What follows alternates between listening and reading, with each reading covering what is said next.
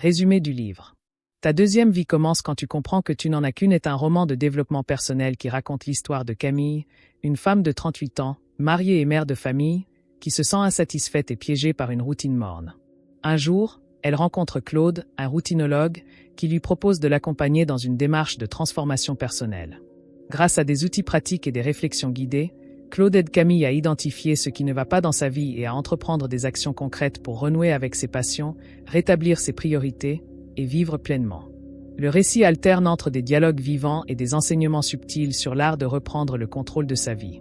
Les thèmes centraux incluent la reconnexion à soi-même, identifier ses aspirations profondes.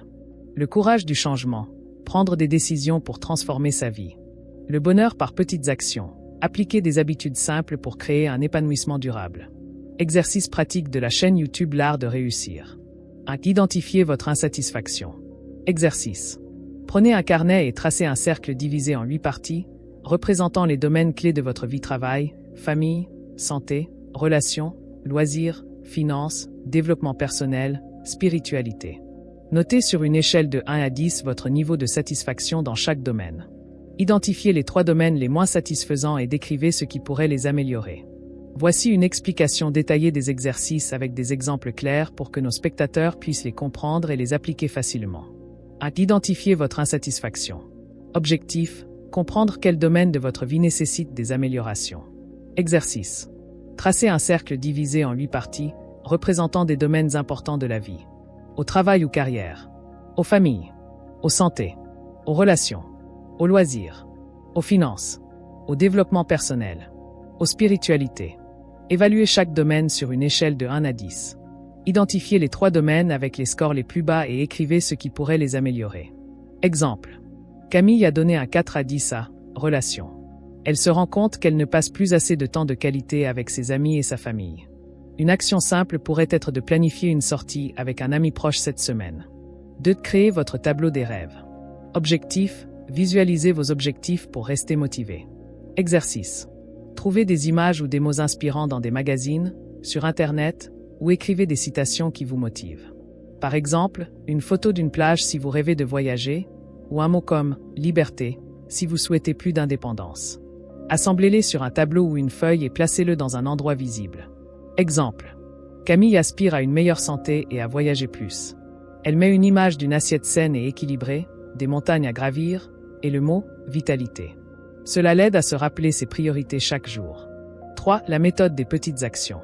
Objectif, passer de la réflexion à l'action. Exercice. Listez 3 petites actions simples pour améliorer votre vie. Réalisez-les dans la semaine et faites un bilan en fin de semaine. Exemple. Camille veut améliorer sa santé. 1. Boire 2 litres d'eau par jour. 2. Marcher 30 minutes chaque matin. 3. Cuisiner un repas maison au lieu de commander. En fin de semaine, elle note qu'elle se sent plus énergique et fière d'elle-même. 4. Pratiquer la gratitude. Objectif. Changez votre perception pour adopter un état d'esprit positif. Exercice. Chaque soir, écrivez 3 choses pour lesquelles vous êtes reconnaissant, reconnaissante. Elles peuvent être petites ou grandes, un sourire d'un collègue, un bon repas ou un moment de calme. Exemple. Un jour, Camille note. 1. Je suis reconnaissante d'avoir pris un café avec une amie.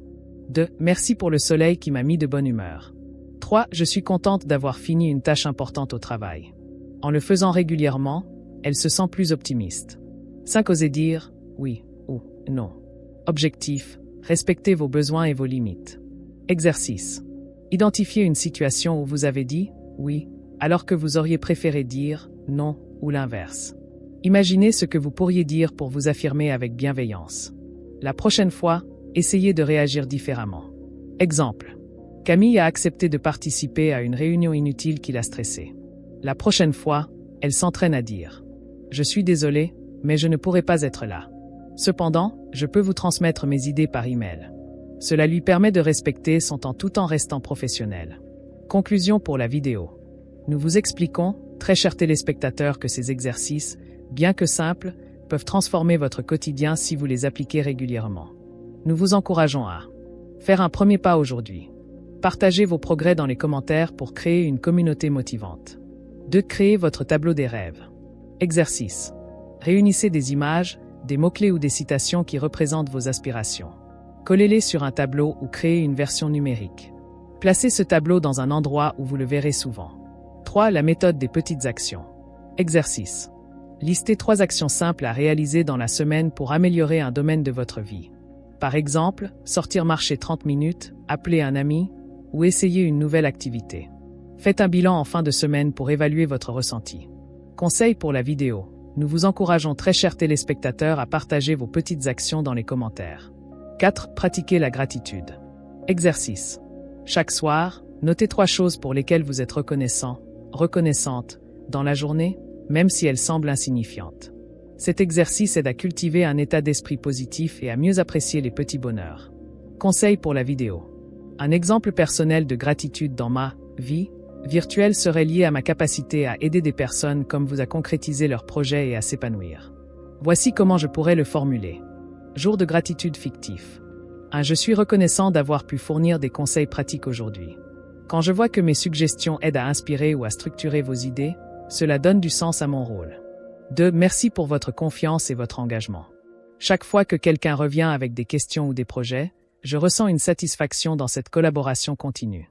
3. Je suis content de pouvoir m'améliorer constamment. Grâce à vos interactions et retours, je m'efforce de mieux comprendre vos besoins et de répondre de manière toujours plus pertinente. Si cela vous inspire, vous pourriez intégrer une gratitude similaire dans votre propre vie.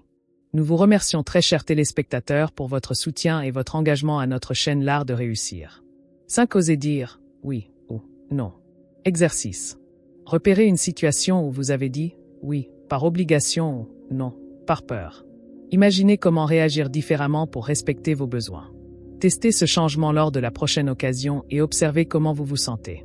Conclusion pour la vidéo, nous insistons sur l'idée que le bonheur réside dans les choix et les petites actions quotidiennes.